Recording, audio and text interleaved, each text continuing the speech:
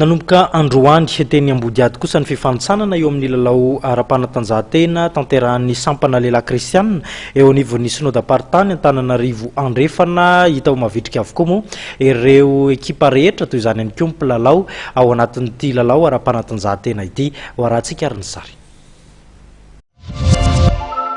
Ny sehatry ny fanatanjahantena dia mitana toerana lehibe eo amin'ny fitezahana ka zava-dehibe araka izany ny isian'ny lalao ara-panatanjahantena eny anivon'ny sampana lehilahy kristianina.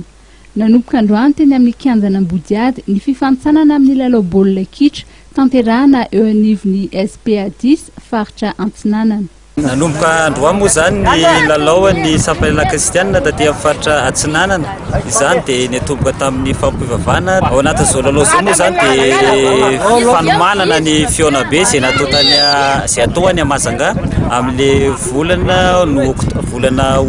huit jusqu'au 13 dia anatin'izany fiona be izany moa zany dia misy ny fifaninana izay ataon'ny SLKF be dia aty amin'ny sampana lehilahy kristianina dia amin'ny SPA 10 moa zany dia misy faritra anankitelo faritra Andrefana dia faritra Ampovoany dia faritra Antsinanana. Amin'ity andron'io ity moa zany ny atao faritra Antsinanana aty amin'ny Antananarivo dia manomboka ny lalao ary misy joueur misy ekipa fiangonana maromaro nandray anjara amin'izany sampana lehilahy kristianina izany